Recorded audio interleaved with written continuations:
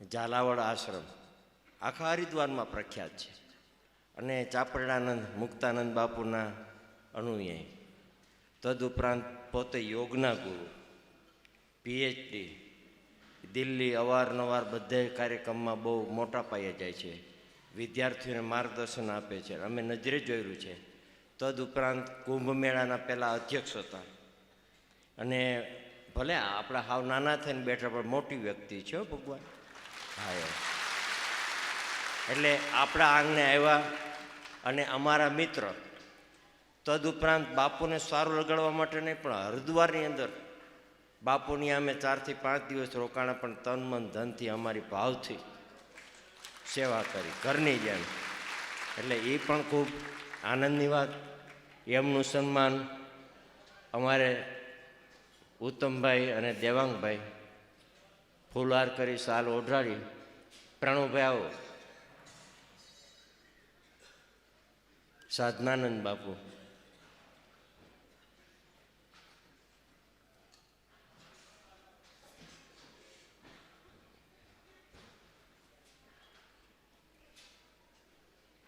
ભાઈ સાલ ઓઢા, સાલને ઓલું કાપડ.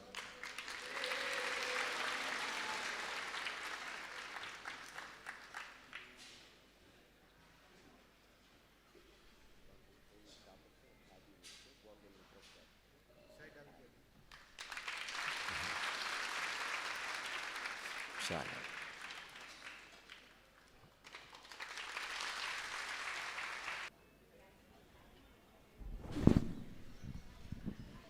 અને તદુપરાંત એક બીજી જાહેરાત કરું. બાપુના યોગ હકીકતમાં એને વિડીયો અને કેસેટ બતાવી, પણ એ તો બહુ નિરાતે હોય ત્યારે વાત કરશું. પણ બાપુએ પ્રોગ્રામ માટે એમનું નવું બિલ્ડિંગ બનાવી, એમનું છે તે બધું કે તમારી માટે ફ્રી, જમવાનું ફ્રી ને બધું ફ્રી. પણ આટલો બધા સમાવેશ ન થાય ને, ગ્રાઉન્ડ નહોતું એટલા માટે. નહીંતર બાપુ કે તમારો જ આશ્રમ છે, તમારો જયંતિ બાપાનો જ, કે ખુશીથી વાપરો. ત્યાં સુધીની બાપુએ છૂટ આપી હતી. એટલે ધન્યવાદ બાપુને. અને ઓમ નમઃ પરમહંસા સ્વાદિત ચરણ કમલ ચિન્મકરંદાય ભગત જનમાનસ નિવાસાય વંદે પુરાણ પુરુષોત્તમાય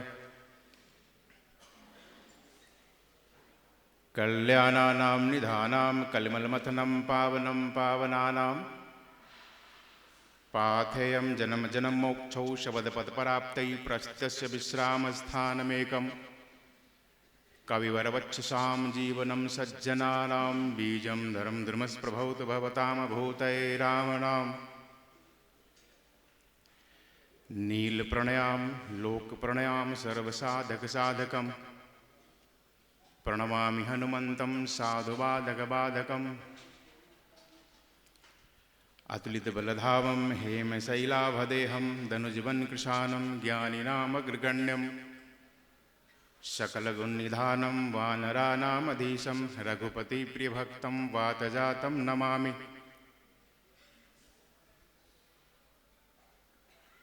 प्रातःश्रवणीय प्रातपर परब्रह्म परमात्मा अखिल ब्रह्मांड नायक साकेताधीश कारण करुणा वरुणालय भगवान श्री राम राघवेंद्र सरकार देवाधिदेव महादेव भगवान भूत भावन भोलेनाथ शिवशंकर अनंत वलवंत संत श्री हनुमंतलाल जी महाराज पतित पावनी आह्लादनी मुक्तिदायिनी अनंत काल प्रवाहित भगवती माँ गंगा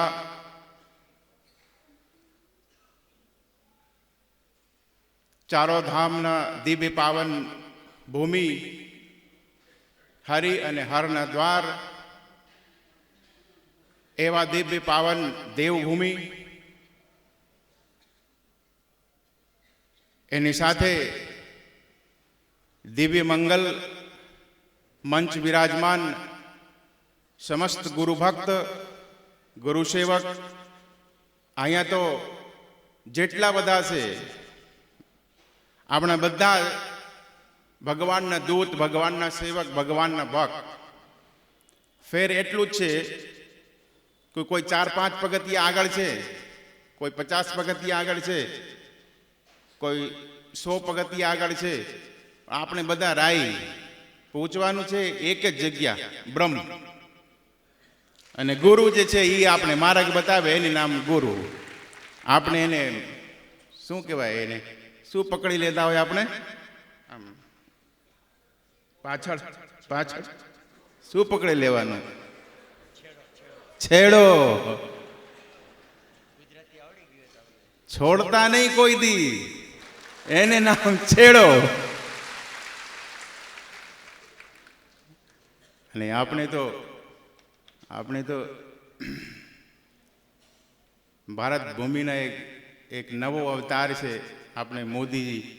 એ કે હું કોઈને છેડતો નથી, પણ કોઈ છેડે એને હું છોડતો જ નથી. પણ એ દેશના બહાર ન હોય, આપણે ગુરુ આપણે શું બતાવે? એ જ બતાવે છે.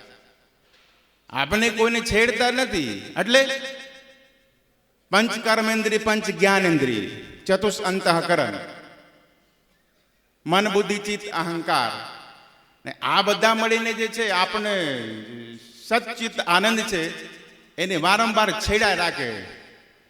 એ જે છેડતા હોય, આ સદગુરુ આપણને મિસાઇલ આપે. એવા મિસાઇલ આપે ને, કોઈ અગ્નિ મિસાઇલ આવે, કોઈ બ્રહ્મ મિસાઇલ આપે.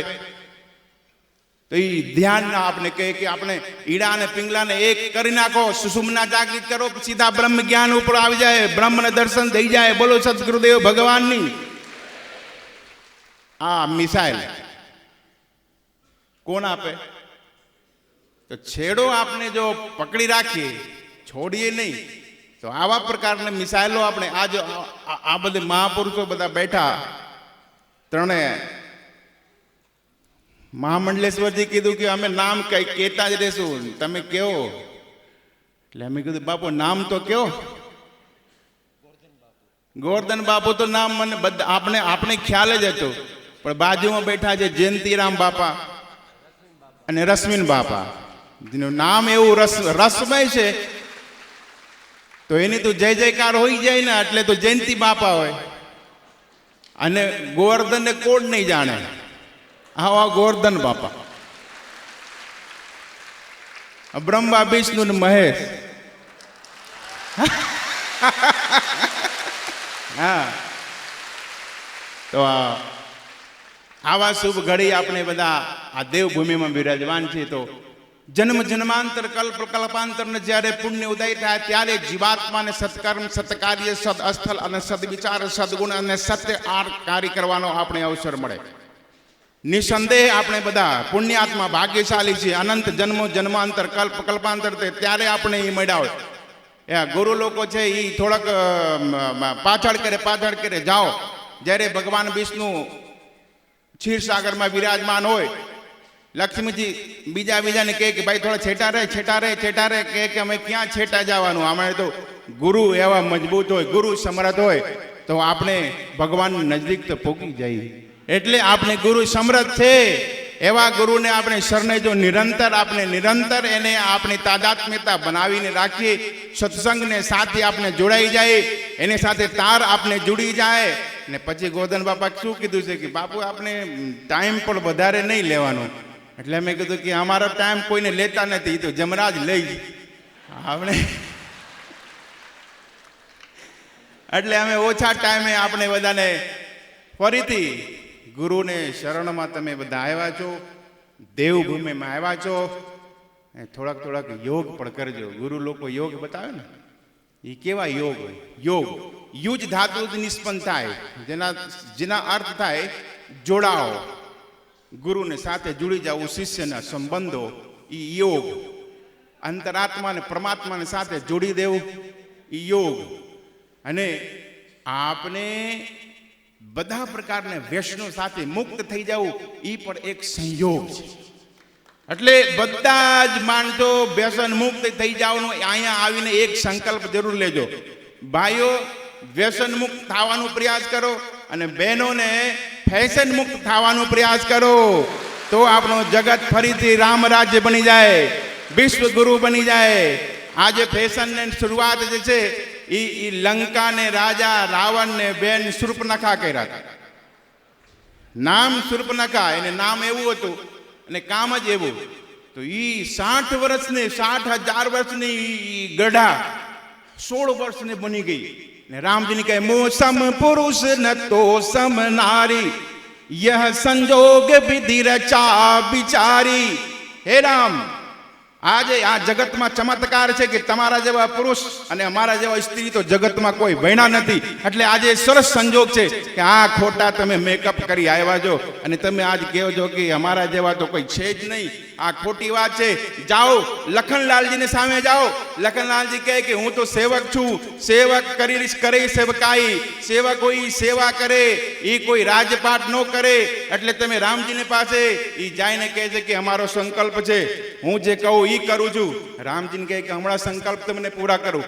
લક્ષ્મણજીને ઈશારા કરે, નાક કાન બી મૂકીને એને મેકઅપ નીકળી ગયા. એટલે એને નાક કાન બધું વહ્યું. એટલે આપણે મેકઅપ ધ્યાન રાખવું. આજે તો માનજો ને મેકઅપ એવું કરે અને આ સ્ક્રીન ભલા મોબાઈલ હોય અને મેકઅપ કરીને પાછું સ્ક્રીનમાં આમ કરે તો એ આ મોબાઈલે ન ઓળખે ને ખુલે જ નહીં. પાછા એ કઈ સ્ક્રીન બદલાવા જાય, પણ સ્ક્રીન બદલાવા જ નહીં, આપણે સ્ક્રીન બદલી ગયા હોય. છોકરા બી જાય, મેકઅપ કરીને આવે ને બહાર છોકરા એ ઓળખે જ નહીં, છોકરા બી જાય, નાના નાના ટાવરીઓ. એટલે મેકઅપ આપણે ફેશન જે છે એ ઓછો કરી નાખવું. અને સદગુરુને જે ફેશન, સદગુરુ જે આપણે માર્ગ બતાવે. ધ્યાન શું કરવાનું? નિરંતર સમ્યક પ્રકારે યમ નિયમ આસન પ્રાણાયામ પ્રત્યાહાર ધારણા ધ્યાન સમાધિ સુધી પહોંચવા માટે આપણે યમ નિયમને પ્રયત્ન કરવો. વધારે સમય નથી હો. પાછી ગોવર્ધન બાપા અહીંયા જોઈ રહ્યા છે કે બાપુ તમારો કાંટો વધારે થાય છે, એટલે હું ધ્યાન રાખું છું કે ખીજાતા નથી ને. એટલે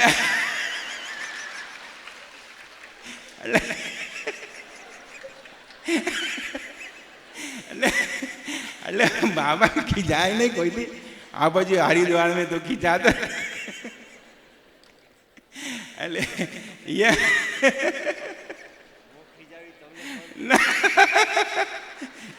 બાબા નો ખીજાય. એટલે યમ નિયમ આસન પણ આમ કરતા રહેવું, સંયમથી રહેવું, ધીરજથી રહેવું, ધૈર્યથી રહેવું, સમર્પણથી રહેવું, સંકલ્પથી રહેવું, સદગુણાત્મક અવસ્થાથી આપણે જીવનયાપન કરવું. આ સતયુગ છે. આ સંકલ્પ જો આપણે સતયુગની અવસ્થામાં આપણે રહીએ તો આપણે રાષ્ટ્ર આપણા પર ફરીથી વિશ્વગુરુ બને અને પાછું સંપૂર્ણ રાષ્ટ્રથી વિશ્વગુરુ બની જાય તો આપણે ફરીથી સ્વર્ણ અને ચિડિયા જે આપણે રાષ્ટ્ર હતા, આપણે રામરાજ હતા. રામરાજ જે દૈવિક ભૌતિક તાપા, રામરાજ કછું કાહુન વ્યાપા. આપણે નિરંતર યોગ ધ્યાનને સાથે આપણે જોડાઈ જાય તો આપણે શરીરમાંથી રોગ મુક્ત થઈ જાય. શરીર માધ્યમ ખરું ધર્મ સાધનમ. શરીરમાંથી રોગ મુક્ત થઈ જાય, સંપૂર્ણ ધર્મનું સાધન આપણે પ્રાપ્ત થઈ જાય. એટલે સૌથી પહેલા આપણે ધ્યાન રાખવું. શરીરને સ્વસ્થ રાખવા માટે યમ નિયમ આસન પ્રાણાયામ કરો. અને પ્રાણાયામ એટલે ધ્યાન એટલે આપણે શરીરને શુદ્ધ રાખવા માટે થોડોક સૂર્ય નમસ્કાર કરો, તાળાસન કરો, ત્રિયક્તાસન કરો, કટિચક્રાસન કરો, પદ્માસન કરો, પશ્ચિમોત્તાસન કરો. 2-4 આસનો કરી લો અને પ્રાણાયામ કરો. ભસ્ત્રિકા કપાલભાતી કરી લો. આ પછી તો કોઈ બ્લોકેજ ન થાય ને. ડાક્ટરના પાસે પૈસા લઈને જાય ને તરત જ ડાક્ટર કહે કે લાવો 2 લાખ 4 લાખ ફટાફટ કાઢી દે. અને મહારાજ ગુરુજી બતાવે કે તમે રોજ કરો ને પ્રાણાયામ 2 મિનિટ અને ભસ્ત્રિકા કરો ને કપાલભાતી કરો. 2 મિનિટ ખાલી કરો. 2 મિનિટ 2 મિનિટ કરો. 2 મિનિટ કપાલભાતી ને ભસ્ત્રિકા અને અનુલોમ વિલોમ 1 મિનિટ કરો. 5 મિનિટ ને માત્ર અને 8 મિનિટને સૂર્ય નમસ્કાર કરો. બસ 15-16 મિનિટની કાર્યક્રમ છે. તમારો જીવન સુવર્ણને બની જાય, લોખંડને બની જાય. એટલે આપણે જીવન ફરીથી આદર્શમય બની જાય, સુવર્ણમય બની જાય. વધારે સમય નહીં લેતા. આપણે બધાને જીવનમાં ફરીથી ગુરુને આશીર્વાદ આપણે મળતા રહે. તમે લોકો વારંવાર ગુરુને શરણોમાં આપણા સમર્પણ પ્રાપ્ત કરતા રહેશો. ફરીથી આ દિવ્ય ભૂમિ તમને મળ્યા છે. એના કરતાં પણ દિવ્ય ભૂમિ હજી આગળ ઘણા બધા છે. અમે ગોવર્ધન બાપાને કહેજો કે આગળ પણ આ બધાને લઈ જાજો. રામ જન્મભૂમિ અયોધ્યાને દર્શન કરાવો, ત્યાં પણ સત્સંગ કરાવો અને રામજીની કૃપા પણ મળે. બધાને ફરીથી ખૂબ ખૂબ સાધુવાદ. તમે લોકો હરિદ્વાર પધાર્યા છો. ફરીથી આપણે બધાને પૂજ્ય સદગુરુદેવ પૂજ્ય મુક્તાનંદજી બાપુની તરફથી આપણે બધાને ખૂબ ખૂબ આશીર્વાદ. હરિદ્વારના બધા તીર્થ 4 ધામ યમનોત્રી, ગંગોત્રી ચાર ધામની તરફથી આપણે બધાને ખૂબ ખૂબ સાધુવાદ, અભિવંદન, શુભકામના, આશીર્વાદ. અને આ ત્રિદેવોને ફરીથી કહું કે તમે ખીજાતા નહીં અને અમારા અહીંયા પગલાં કરજો તો અમારા પણ ધન્ય ભાગ રહેશે. રશ્મિન બાપા, જયંતિ બાપા અને ગોરધન બાપા બધાને નમન કરતા અને અંતરાત્મામાં પરમાત્માને સાથે ફરીથી સદગુરુને ચરણોમાં નમન કરતા. બોલે સદગુરુદેવ ભગવાન કી, सतगुरुदेव भगवान की. धर्म की, अधर्म का, प्राणियों में विश्व का, भारत माता की, गौ माता की, गंगा माता की, श्री राम जन्मभूमि की, कृष्ण जन्मभूमि की, श्री मथुरा धाम की, भारत माता की. नमः पार्वती पतये हर हर महादेव. उगाराम बापानी, उगाराम बापानी, श्री सदगुरुदेव भगवान की. गोवर्धन बापानी, जयंतीराम बापानी, रश्मि बापानी, बधाई संतोनी, बधाई भक्तोनी आज ने आनंद की. नमः पार्वती पतये हर हर महादेव.